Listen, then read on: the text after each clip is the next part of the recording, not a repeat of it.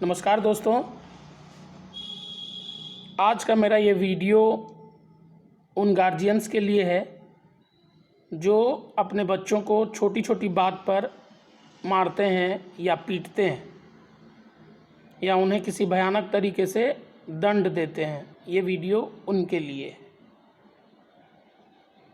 तो जो गार्जियन अपने बच्चों को बात बात पर मारते हैं, उनके ऊपर बच्चे का भरोसा टूटता है। पेरेंट्स से बार बार मार खाने से बच्चे का ये भरोसा टूटता है कि पेरेंट्स जो भी करते हैं उनके अच्छे के लिए करते हैं।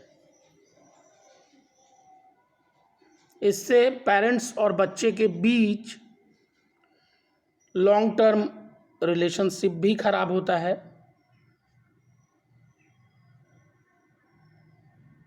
मारने का दूसरा नुकसान ये है कि बच्चे का कॉन्फिडेंस कम होता है। पिटाई करने से बच्चे के कॉन्फिडेंस पर बुरा असर पड़ता है। ऐसा बच्चा अपनी कमियों पर गौर करने लगता है और दूसरे बच्चों से अपनी तुलना करके परेशान रहने लगता है, क्योंकि मैं बार बार मार खाता हूँ तो कहीं मैं ही गलत हूँ, मैं बाकी लोगों से कम हूँ, मैं बाकी लोगों से अपने आप को वो कमतर आंकने लगता है। मार खाने वाले बच्चे मन में बैठा लेते हैं कि मार पिटाई से प्रॉब्लम दूर हो सकती है। ऐसे बच्चे एग्रेसिव हो जाते हैं और बड़े होने पर मार पीट करके अपनी हर परेशानी को सॉल्व करने की कोशिश करते हैं। बच्चों को ज़्यादा मारने पीटने से बच्चों में डिसीजन न ले पाने की परेशानी हो जाती है। वो डिसीजन नहीं ले पाते। बच्चे बचपन में मार खाने से बड़े होने पर साइकोलॉजिकल प्रॉब्लम या सीरियस मेंटल डिसऑर्डर की प्रॉब्लम से परेशान हो सकते हैं। पिटने के डर से बच्चा कोई भी बात खुलकर अपने पेरेंट्स को नहीं बता पाता। उसके साथ क्या हो रहा है, कहीं उसका शोषण तो नहीं हो रहा है, कहीं उसे परेशान तो नहीं किया जा रहा है, बच्चे को कहीं फिजिकली या मेंटली हरास तो नहीं किया जा रहा है। वो बच्चा अपने पेरेंट्स को खुलकर नहीं बता पाएगा अगर आप उसको बार बार मारते हैं या पीटते हैं छोटी छोटी बात पर। उसे ये डर होता है कि पेरेंट्स उसे समझ पाएंगे कि नहीं, और गलत समझे जाने पर वो फिर से पिट भी सकता है। तो इससे रिश्तों में दूरियां आने लगती है। देखिए, सिंपल सा लॉजिक है। हम उसकी रिस्पेक्ट करते हैं जो हमें सुनता है और सपोर्ट करता है। ऐसे ही बच्चे भी उसकी रिस्पेक्ट नहीं कर पाते जो उन्हें समझाने की जगह पिटाई करके कोई बात बताए कि तुमने गलती की है तो इसका दंड केवल मार है और दूसरा कोई विकल्प नहीं है।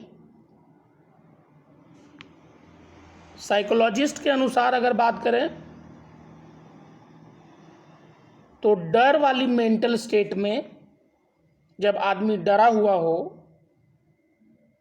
तो वो कुछ भी नया नहीं सीख सकता।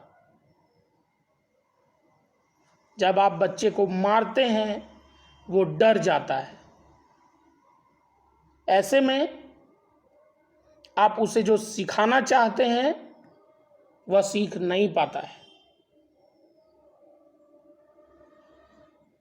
पिटाई करने से बच्चे को यह मैसेज मिलता है कि बड़ों को अपने से छोटे को मारने का हक है। ऐसे में बच्चा बाहर दूसरे बच्चों के साथ, जो उनसे छोटे हैं, जो आपके बच्चे से छोटे हैं, उनके साथ भी ऐसा ही बर्ताव कर सकता है। अक्सर पिटने वाले बच्चे मार से बचने के लिए झूठ बोलना शुरू कर देते हैं। इससे पेरेंट्स के साथ बच्चे का कम्युनिकेशन गैप बढ़ता है। बच्चा लाकर आपको अपनी कोई भी परेशानी बताएगा ही नहीं, वो उसको खुद से सॉल्व करने की कोशिश करेगा और फंसेगा बहुत जगह पर। पिटाई से बच्चे को यह मैसेज मिलता है कि जो स्ट्रांग है वही डिसाइड करेगा कि क्या सही है और क्या गलत। मतलब जो बड़ा है वो कभी गलत हो ही नहीं सकता, ऐसा वो समझता है बच्चा। यही बच्चा बड़ा होकर अपने पेरेंट्स के साथ भी ऐसा ही बिहेव कर सकता है कि अब मैं बड़ा हो गया हूँ, अब मैं समझदार हो गया हूँ, तो मैं जो बोलता हूँ वो सारी बातें सही।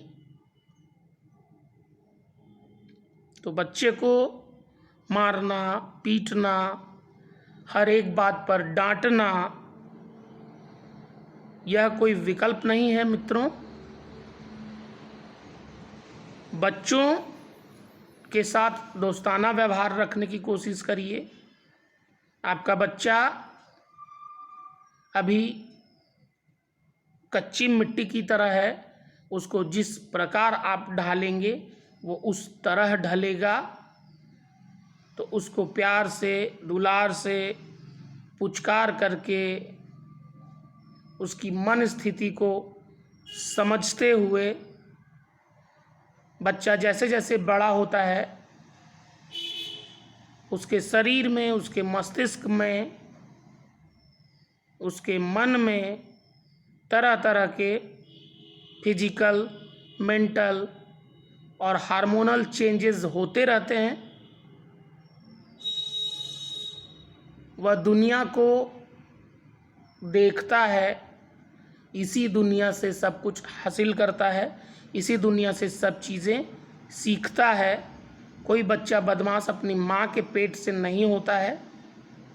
जब वो जन्म लेता है वो सब कुछ अच्छी या बुरी आदतें जो भी आपका बच्चा धीरे धीरे सीख रहा है वो यहीं से सीख रहा है, इसी समाज से सीख रहा है, आपसे सीख रहा है, हमसे सीख रहा है, समाज से सीख रहा है, समुदाय से सीख रहा है। तो बच्चे को सही क्या है, गलत क्या है, इन सब चीज़ों को प्यार से समझाएं, उसकी मन स्थिति को भी समझें। अब पुराने दौर में ना जिएं। आज 21वीं सदी है, जहाँ पर कहीं ना कहीं मजबूरीवश या मामला कुछ और हो,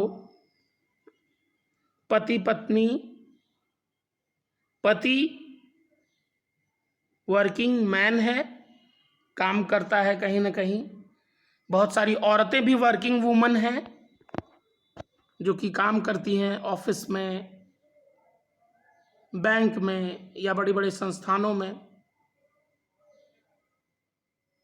ऐसी स्थिति में पेरेंट्स अपने बच्चों को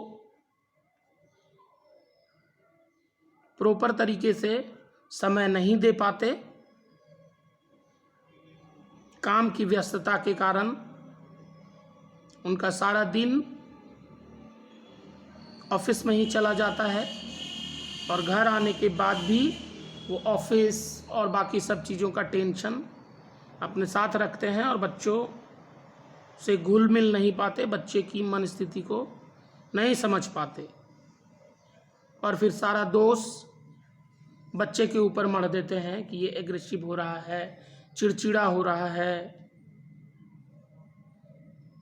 लोगों के साथ इंटरेक्ट नहीं कर पा रहा है, लोगों से घुल मिल नहीं पा रहा है, एकदम सेल्फ सेंटर्ड हो गया है, अकेला रहता है। एटीट्यूड में रहता है, वगैरह वगैरह। कभी उस बच्चे के दर्द को भी समझिए। उंगली उठाना विकल्प नहीं है। हर दिन बच्चे में हो रहे हर बदलाव को नोटिस करिए और उसका समाधान करने की कोशिश करिए। मिलजुल कर पति पत्नी के सहयोग से घर में सबके साथ दोस्ताना व्यवहार रखिए। परिवार का हर सदस्य घर में ऐसा माहौल बनाने की कोशिश करे कि हर व्यक्ति अपने मन के दुख को और पीड़ा को एक दूसरे को बता सके और सब मिलजुल कर उसका निराकरण कर सकें। समस्या कोई भी हो, इंसान से बड़ी नहीं है। पैसा कमाना नो डाउट बहुत इम्पोर्टेंट है लाइफ में,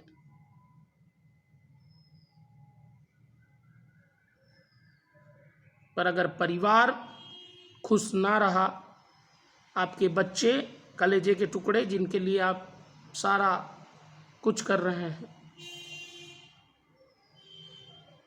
अगर उसी की परवरिश ढंग से नहीं हो पा रही है तो फिर पैसा कमाना सार्थक नहीं रहा आपका। तो ये सब चीज़ें ध्यान दीजिए। मेरी कोशिश है जो लोग इस वीडियो को देखेंगे वो ज़रूर समझेंगे और हर स्थिति में अपने बच्चे के साथ खड़ा रहिए। चाहे आपका बच्चा सक्सेसफुल हो रहा है या फेल्योर हाथ लग रही है उसके, आप कम से कम एज अ पेरेंट्स उसके साथ रहिए। उसको ऐसा फील कराइए कि मेरे माता पिता मेरी शक्ति हैं।